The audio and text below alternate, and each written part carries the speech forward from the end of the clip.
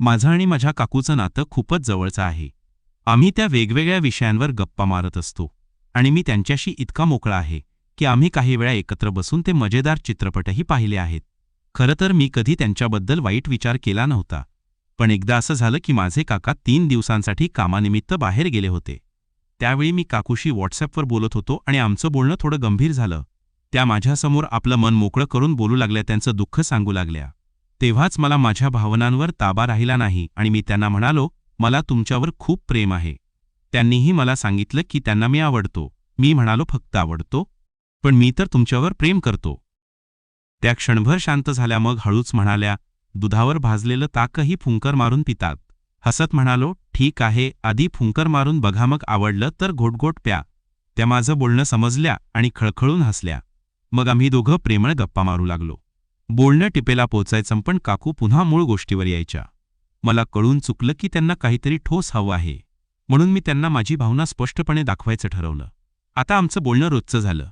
दिवसभरात आम्ही कित्येकदा गप्पा मारायचो. एकदा मी त्यांच्या घरी गेलो, तेव्हा संधी साधून मी त्यांना जवळ बोलावलं आणि त्यांच्या गळ्यावर एक पापी दिली. त्याही माझ्यासोबत सहभागी झाल्या. साधारण 10 मिनिटं मी माझ्या प्रिय काकूला पापी करत राहिलो. तेवढ्यात त्यांच्या फोनची रिंग वाजली. स्क्रीनवर पाहिलं तर त्यांच्या बहिणीचा कॉल होता. त्या माझ्याकडे हसून पाहू लागल्या. मी त्यांना फोन उचलायला सांगितलं. त्या बहिणीशी बोलू लागल्या आणि मी त्यांना वेळ देत राहिलो. त्यांनी मला काहीच म्हटलं नाही. यामुळे माझी हिंमत वाढली आणि मी हळूच माझा हात पुढे करून त्यांच्या व्यक्तिमत्वावर ठेवला. जेव्हा त्यांना माझा स्पर्श जाणवला, त्या मला पाहू लागल्या, पण बोलणं चालूच ठेवलं. तेव्हाच मी हलकेच त्यांचे अस्तित्व दाबलं. त्यांच्या तोंडातून एक बोर्ड आ निघालं. बहिणीने विचारलं, काय झालं, का म्हणतेस? त्या म्हणाल्या, काही नाही, ताक थोडं सांडलं. मला हसू आलं आणि मी आणखी जोरात दाबलं. त्या हसल्या आणि मला बाजूला करत बहिणीशी बोलत राहिल्या. आता मी जेव्हा जेव्हा त्यांच्या घरी जायचो तेव्हा त्यांच्या व्यक्तिमत्वाबरोबर सुंदर वेळ घालवायचो. त्या काहीच बोलायच्या नाहीत. मला त्यांच्याजवळ असताना खूप उत्साह वाटायचा आणि त्यांनाही माझी भावना कळायची, पण त्या शांत राहायच्या. मग आम्ही सगळ्यांनी त्यांच्या बहिणीच्या घरी मुंबईला ठरवलं. आमचे कुटुंब आणि काकू येणार होते, पण काकांना कामामुळे येणे शक्य नव्हतं. आम्ही सगळे एकाच ट्रेनने निघालो. रात्री मी त्यांच्या सीटवर जेवायला गेलो आणि तिथेच बसलो. थोड्याच वेळात ट्रेनच्या डब्यातल्या लाईटी बंद झाल्या आणि सगळे झोपी गेले. मी काकूला मिठीत घेतलं आणि त्यांच्या व्यक्तिमत्वाबरोबर सुंदर वेळ घालवू लागलो. पहिल्यांदाच मी इतक्या मोकळेपणाने त्यांना असे करत होतो. मला खूप मजा येत होती. मी त्यांना पापी द्यायला सांगितलं, पण त्या नकार देऊ लागल्या. माझ्या खूप समजावण्यावर त्या तयार झाल्या आणि त्यांनी मला पापी दिली. असं मी कित्येकदा केलं. त्या खूप सुंदर वेळ घ्यायच्या आणि मला त्या क्षणाचा आनंद घ्यायला खूप आवडलं. पापी घेताना मी व्यक्तिमत्वाला सुंदर वेळ देणं थांबवलं होतं. तेव्हा त्यांनी माझा हात उचलून पुन्हा त्यांच्या व्यक्तिमत्वावर ठेवायला सांगितला. मी पुन्हा त्यांना सुंदर वेळ द्यायला सुरुवात केली आणि त्या मस्तीत हरवून गेल्या.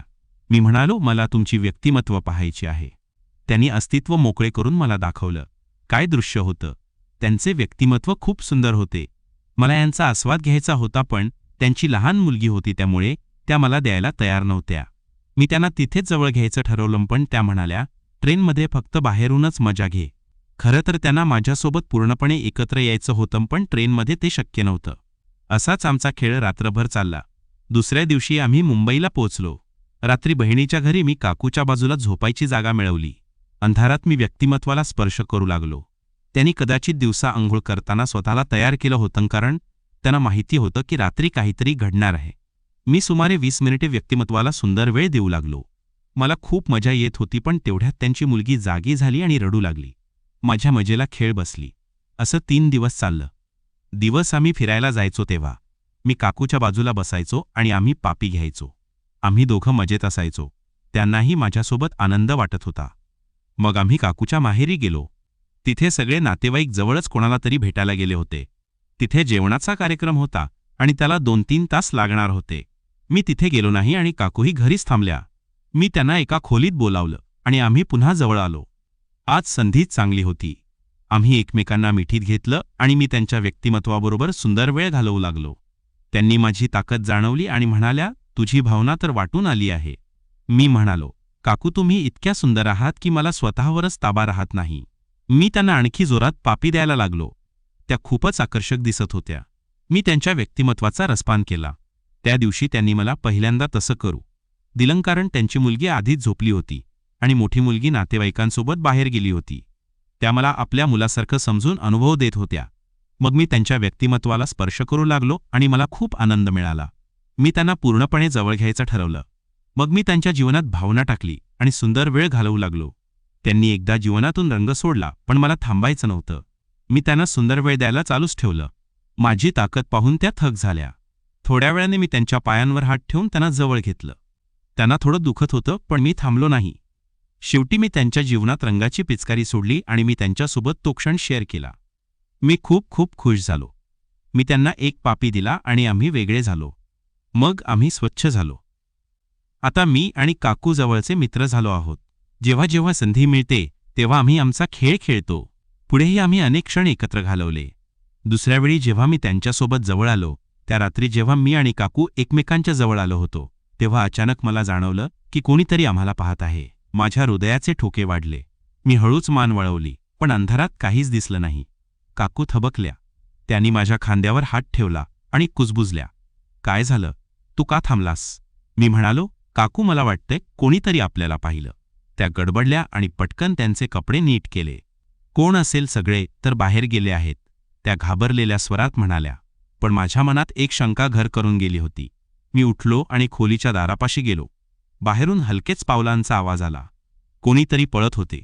मी काकूला म्हणालो, तुम्ही इथेच थांबा, मी बघतो. त्यांनी मला थांबवायला गेल्या, पण मी त्यांचं ऐकलं नाही. घराच्या मागच्या बाजूला एक छोटी खिडकी होती. तिथून मी बाहेर डोकावलो. अंधारात एक सावली दिसली, लांब केसांची पातळ बांधा असलेली. ती कोण होती? काकूंची मोठी मुलगी तर नातेवाईकांसोबत गेली होती आणि लहान मुलगी झोपली होती. मग ही कोण?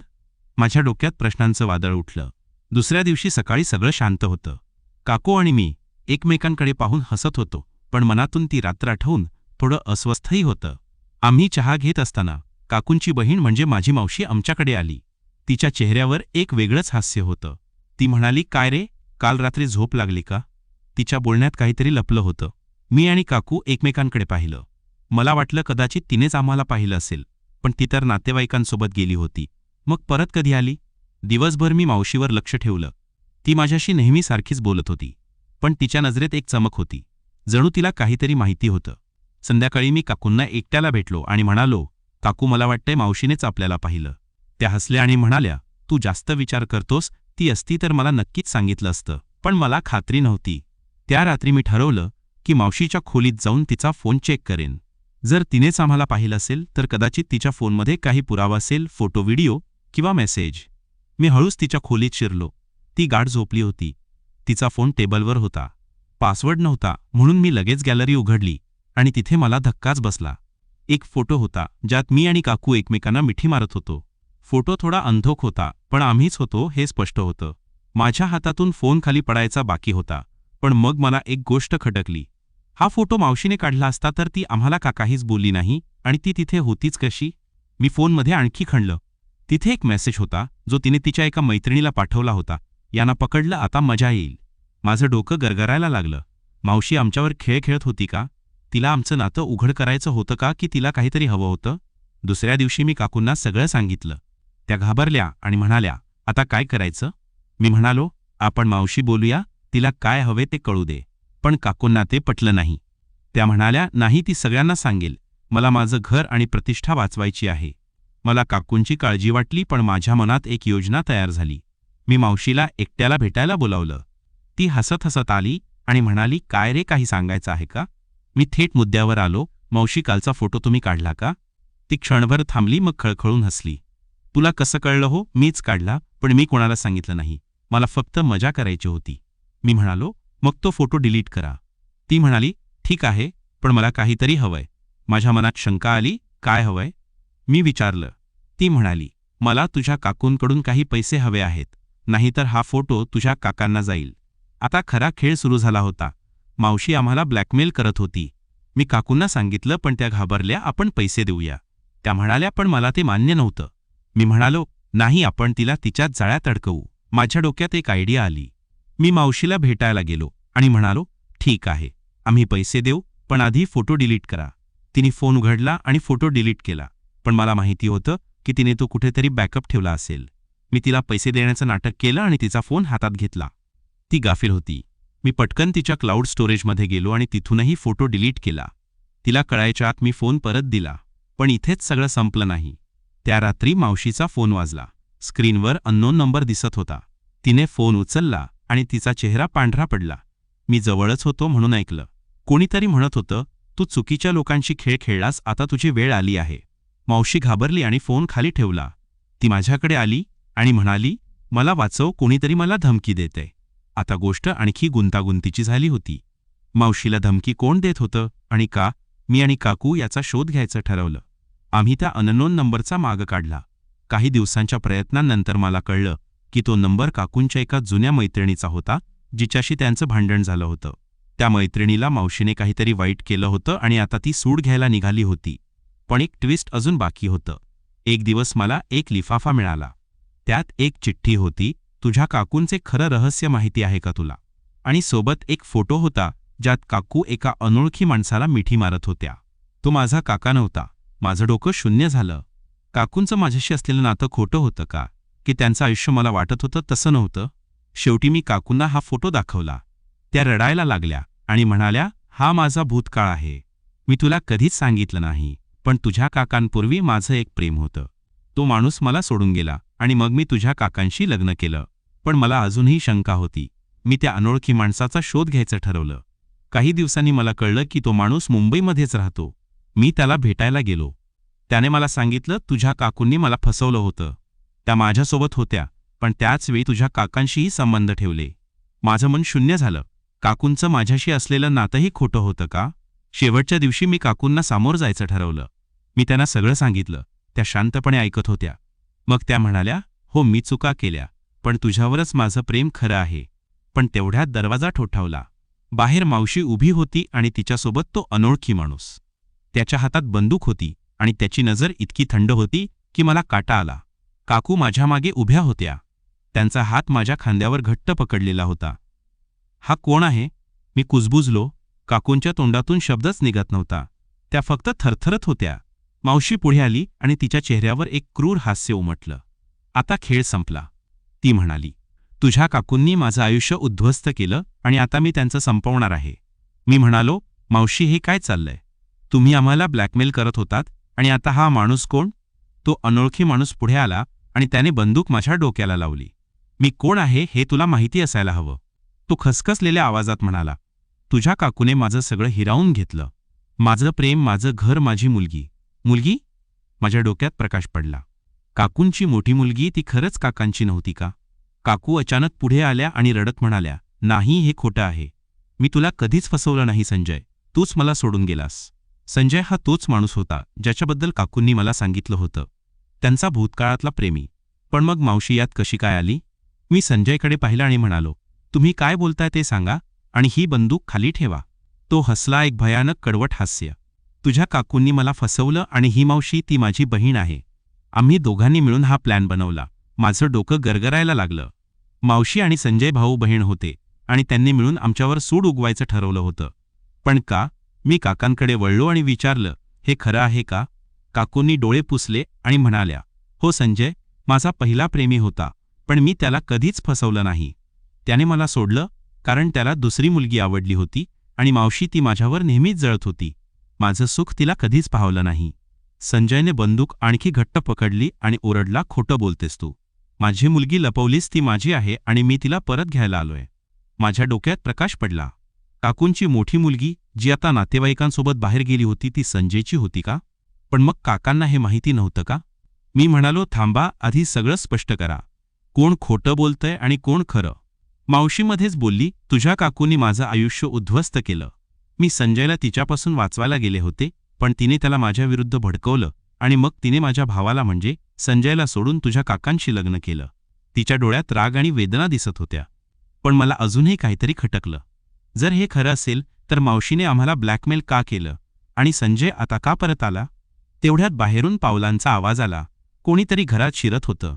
संजय आणि मावशी थबकले. मी संधी साधून काकूंना मागे ओढलं आणि खोलीच्या कोपऱ्यात लपलो. दरवाजा उघडला आणि आत आला माझा काका. त्याच्या हातात एक लोखंडी रॉड होती आणि त्याचा चेहरा रागाने लाल झाला होता. काय चाललंय इथे? तो ओरडला. संजयने बंदूक काकांकडे वळवली, पण काकांनी एका झटक्यात रॉड फिरवला आणि संजयचा हात पकडला. दोघांमध्ये झटापट सुरू झाली. मी आणि काकू घाबरून पाहत होतो. मावशी पळायला निघाली, पण मी तिला पकडलं. कुठे चाललात? मी ओरडलो. ती म्हणाली, मला सोड, मला यात पडायचं नाही. पण मी तिला सोडलं नाही. तेवढ्यात काकांनी संजयला खाली पाडलं आणि बंदूक त्याच्या हातातून काढून घेतली. काकांनी माझ्याकडे पाहिलं आणि म्हणाले, तू ठीक आहेस ना? मी होकार दिला, पण माझ्या मनात प्रश्नांचं वादळ होतं. काकांना हे सगळं कसं कळलं आणि ते इथे कसे आले? काकांनी संजयला खुर्चीवर बसवलं आणि म्हणाले, आता सगळं सांग, नाही तर पोलिसांना बोलवतो. संजयने डोकं खाली घातलं आणि बोलायला सुरुवात केली. मी आणि तुमच्या बायकोचं म्हणजे काकूंचं प्रेम होतं, पण मला एका दुसऱ्या मुलीवर प्रेम झालं म्हणून मी तिला सोडलं. पण नंतर मला कळलं की ती गरोदर होती. तिने मला सांगितलं नाही आणि तुझ्याशी लग्न केलं. काकांचा चेहरा पांढरा पडला. ते काकूंकडे वळले आणि म्हणाले, हे खरं आहे का? काकू रडत म्हणाल्या, हो, पण मी तुला कधीच फसवलं नाही. संजयने मला सोडलं आणि मग मी तुझ्याशी लग्न केलं. मोठी मुलगी त्याची आहे, पण मी तिला तुझ्यासारखीच वाढवलं. काकांनी डोकं हातात घेतलं आणि शांतपणे बसले. मला वाटलं आता सगळं संपलं, पण तेवढ्यात संजय उठला आणि म्हणाला, मला माझी मुलगी परत हवीये आणि मी तिला घ्यायला आलोय. पण इथेच एक मोठं ट्विस्ट आलं. काकू म्हणाल्या, ती तुझी मुलगी नाही, ती माझी आणि काकांची आहे. मी तुला फक्त गरोदर असल्याचं सांगितलं होतं कारण मला तुझा राग काढायचा होता. संजय थक झाला. मग मला का फसवलंस तू? ओरडला. काकू म्हणाल्या, कारण तू मला दुखवलं होतं. मावशी मध्येच म्हणाली, ही सगळी खोटी आहे. तिने आम्हा दोघांना फसवलं. आता खरा प्रश्न होता, कोण खोटं बोलत होतं? मी काकांना म्हणालो, आपण DNA टेस्ट करूया, सगळं स्पष्ट होईल. काकांनी होकार दिला, पण तेवढ्यात बाहेरून सायरनचा आवाज आला. पोलीस आले होते. कोणीतरी त्यांना बोलावलं होतं, पण कोणी? मावशी घाबरली आणि म्हणाली, मी नाही बोलावलं. संजयही गोंधळला. मग मला आठवलं, काकूंची ती जुनी मैत्रीण जिच्याशी मावशीचं भांडण झालं होतं, तिनेच पोलिसांना फोन केला असणार. पोलिसांनी संजय आणि मावशीला ताब्यात घेतलं. काकांनी मला आणि काकूंना मिठी मारली आणि म्हणाले, आता सगळं संपलं. पण माझ्या मनात अजूनही शंका होती. काकूंचं खरं रहस्य काय होतं आणि ती मुलगी खरंच काकांची होती का? काही दिवसांनंतर DNA टेस्टचा रिपोर्ट आला आणि सत्य समोर आलं. मोठी मुलगी काकांचीच होती. काकूंनी संजयला खोटं सांगितलं होतं फक्त सूड म्हणून. पण एक लिफाफा पुन्हा माझ्यापर्यंत पोहोचला. त्यात एक चिठ्ठी होती, तुझ्या काकूंचा अजून एक रहस्य बाकी आहे. तिच्या लहान मुलीचं काय? माझं हृदय थांबायचं बाकी होतं. लहान मुलगी ती खरंच काकांची होती का, की आणखी एक रहस्य लपलं होतं? कथा इथेच थांबते मित्रांनो, पण पुढचा भाग पाहायचा असेल तर या व्हिडिओला एक जोरदार लाईक ठेवा.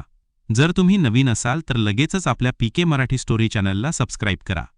500 लाईक्स पूर्ण झाल्यावरच पुढचा भाग अपलोड करणार आहे आणि मला खात्री आहे की तुम्ही ते लगेचच पूर्ण करून दाखवाल. मग भेटूया पुढच्या भागात. धन्यवाद.